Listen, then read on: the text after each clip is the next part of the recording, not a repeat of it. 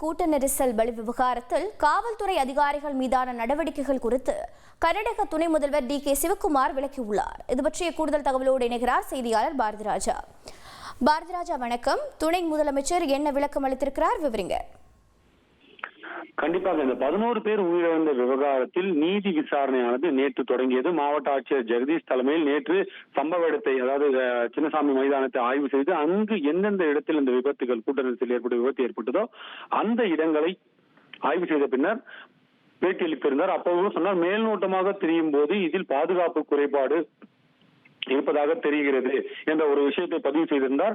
அது தொடர்பான முதற்கட்ட தகவல்களை முதல்வருக்கும் துணை முதல்வருக்கும், அதாவது அரசுக்கு அவர் அளித்திருக்கும் பட்சத்தில் தான் இந்த நடவடிக்கையானது மேற்கொள்ளப்பட்டிருப்பதாக, குறிப்பாக பெங்களூரு காவல் ஆணையர், அதே போல சம்பந்தப்பட்ட எல்லைக்குட்பட்ட இணை ஆணையர், கூடுதல் ஆணையர் ஆகியோர் மாற்றப்பட்டிருக்கிறார்கள். ஒட்டுமொத்தமாக 7 அதிகாரிகள் பணியிட மாற்றம் செய்யப்பட்டிருக்கிறார்கள். அது மட்டுமல்ல, கர்நாடக முதல்வர் சித்தராமையாவின் அரசியல் செயலாளர் கூட நீக்கப்பட்டிருக்கிறார் என்பது குறிப்பிடத்தக்கது. இந்த அனைத்து விஷயங்களுக்கும் இந்த முதற்கட்ட தகவல் தான் காரணம். அதாவது இந்த அந்த குழு நடத்திய விசாரணையில் முதற்கட்ட தகவல் அளித்ததன் அடிப்படையில் நடவடிக்கை மேற்கொள்ளப்பட்டிருப்பதாக துணை முதல்வர் டி.கே. சிவக்குமார் அவர்கள் தெரிவித்திருக்கிறார். அது மட்டுமல்ல, பாஜகவினர் தங்களை குற்றம் சாட்டுவதை ஏற்றுக்கொள்ள முடியாது.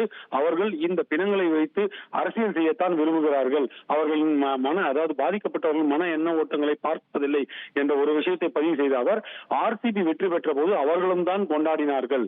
இந்த சம்பவம் நடந்த பிறகுதான் அனைத்துமே அவர்கள் மாற்றுகிறார்கள். அவர்கள் கொண்டாடிய கொண்டாட்டங்களை நான் எடுத்து காட்டட்டுமா என்ற கேள்வியெல்லாம் எழுப்பினார். ஒட்டுமொத்தத்தில் இந்த விசாரணையானது சரியான பாதையில் சென்று கொண்டிருப்பதாக அவர் தெரிவித்தார். ஏற்கனவே காவல்துறையால் பதிவு செய்யப்பட்ட எஃப்ஐஆரை சிஐடி விசாரிக்க வேண்டும் என்று தெரிவிக்கப்பட்டிருக்கிறது. அது மட்டுமல்ல, டி. குன்ஹா தலைமையில் ஒரு விசாரணை ஆணையமும் அமைக்கப்பட இருப்பதாக முதல்வர் அறிவித்திருந்தார். அதையே தான் தற்போது டி.கே. சிவக்குமாரும் உறுதிப்படுத்தி இருக்கிறார்.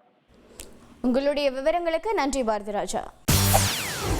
செய்திகளை உடனுக்குடன் தெரிந்து கொள்ள உடனே சப்ஸ்கிரைப் பண்ணுங்க.